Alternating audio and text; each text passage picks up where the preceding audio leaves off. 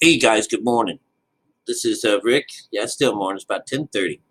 I got the stitches taken out of my ear. Can you see that? Oh, I keep grabbing for the wrong ear. That's some strange shit. But anyways, look, still got a little swelling, and there was only 5 stitches in that thing. Only 5. Damn, I thought it was like 100 of them in there. But anyways, I wanted to chat real quick. I first want to tell you, ask, have I told you that I loved you lately? Because I do. All right. You few people that come and show up and keep me company on these things just keeps me from being bored. And but I understand that if you weren't there, I'd probably still keep on talking because it doesn't. I don't believe in the number system. I don't. If you were to follow the numbers that YouTube gives me, none of it makes any sense. We're so low on the totem pole here that it doesn't matter. All right. Plus, it works really well with this idea that that the truth is what people should be searching for, but they'd rather have this folly going on. And so this folly is the idea of following the outside of the Bible and being very content with 5,000 different ways that you can read it.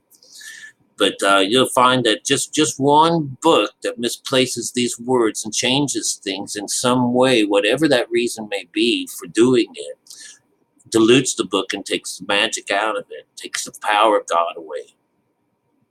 So one of my listeners is my friend Birdie Bird, and she has uh, uh, followed me for a long time. And she and I say we represent what God is, because there's two energies in Elohim. There is the male side and the female side. She represents that female. Well, I'm representing the female side. She's representing the male side because she's believing in the Bible and the Word. So she's following Father, and with the advent or bringing on the spiritual side of the Bible, as well as the written side, the letter, brings about truths, and those truths cannot be that means this, that means that. No, we're not talking about the letter here. We're talking about the spirit, and those words and those letters and those numbers were built into the Bible by the makers. All right. I'm not so worried about who those makers are, whether it be man or God, but I will tell you that it's beautiful what happens. And if your preacher out there takes and changes the words, decides, like in our story, in this instance, it's this idea of Jesus tossing the nets, telling people to toss their nets to the right side of the boat, pull up 153 fish, stuff like that. This is the whole idea that, well, first off, there's no boat in there. The boat is you're the vessel. Being out in the water means that they're in transition, they're in meditation, and that they're children means that they're on their way to heaven. And the idea of pulling fish out of an ocean, that you could drop a net or a line in just about anywhere where there are fish and pull something out. But it's not about fishing. It's about that number, 153. That's the conscious number, meaning 9. And it's found on the right side of the boat. And if you are the boat, then it's on the right side, that dormant part of us that needs to come alive. It's a part of the tabernacle. It's a part of that place where God will dwell in us once we build it. All right. And the thing is that, until it is built, they don't dwell with us. All right. The Jesus energy is right there. Jesus is with us, but God's not. you know. Jesus is telling us that if we can get these faculties or these parts of us built, then my Father will come and dwell with you, and I with him. And so, you know, and they don't come alive until you get these works done. That's where it is, you know. But we'll find that in some of the scripture, we found that the woman side of us, the female side, she's just sleeping. She's at rest. While you're working, trying to get to her, she's just sleeping. She's not in a hurry. There's no big hurry for people to get to heaven. And though people are dying every day, and oh, they went to meet their family in heaven. You know, they're going to hang out with their family in heaven. Well, no, they're more than likely coming out and making a whole new family of it someplace else, being someone else, being something else, and learning a whole new set of works if they don't come back to being Christian. All right? Because we have learned that this code is under all religions, all of them. It's not in any of these man-made ones from our times, you know, like the Mormons and stuff like that. That's not God. That's not God-based business. No. I don't care. That's just my opinion. Nope. The code's not in there. It doesn't offer any salvation. All right. I know that. I can tell you, I can make this information has fallen on a good teacher, because I'm not one wishy-washy motherfuckers out there saying, I think that it means this, and I think that it means that. No. Boom. This is what it means. This is the way you're supposed to look at it. And this is the truth. And not as I see it, as it is written. It is written. So it's not my perspective. It's not my opinion.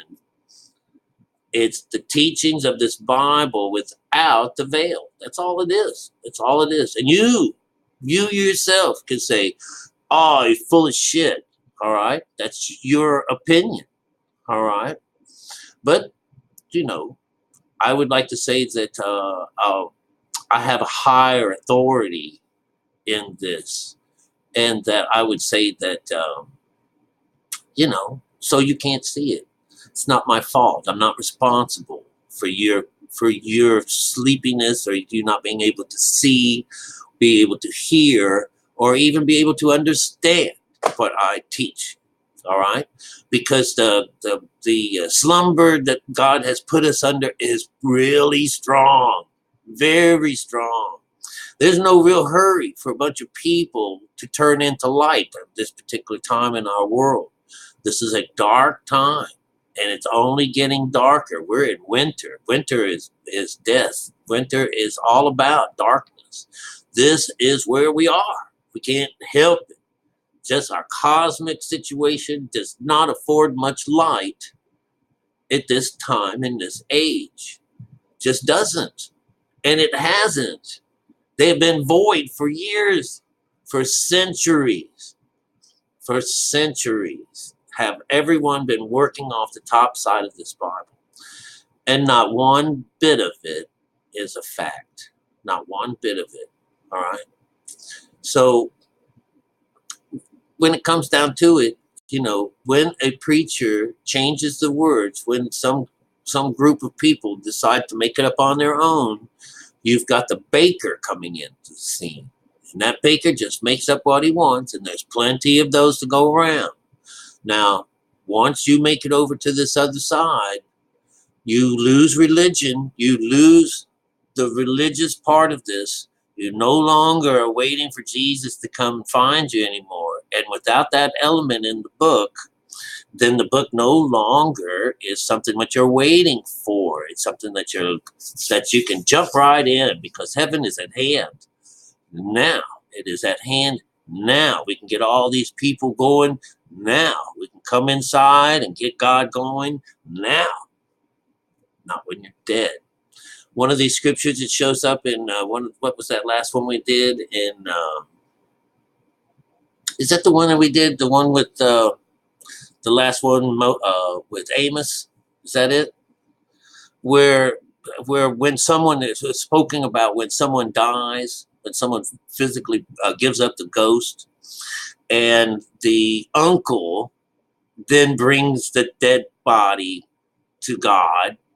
And he asked, and he says, "Well, we got, do you have, where's your other guy at? Where's the other dude?" So they didn't make it. He didn't make it. So there's only one person being the witness because the other guy died. And he says, "Well, we can't talk about God here." It means you got to start back all over again. You have to go back to life, go back around, because you have to be alive to get this, to get God to come into your life. You have to be alive for him to come and dwell in you. He doesn't dwell in dead people. All right? So whether you be physically dead or spiritually dead, God does not dwell in this kind of place. He also doesn't dwell in physical places out here. He only dwells in your mind when you've invited and created the space for him. That's how it works. All right? Just thought I'd come on and say hello. You know, I'm still not at a loss for things to say. All right. I just kind of like to clean things up as we go. My friend Birdie Bird, she's very precious. And I think a lot of her, this is where we were. All of us start off on this other side. And she's on this cusp. She's wonderful. I'd love to see her jump over to the other side. But there's no hurry. There is no hurry to it at all. All right. Every one of us in our own time is how it works. All right. I'll chat with you soon. I love you. Really do.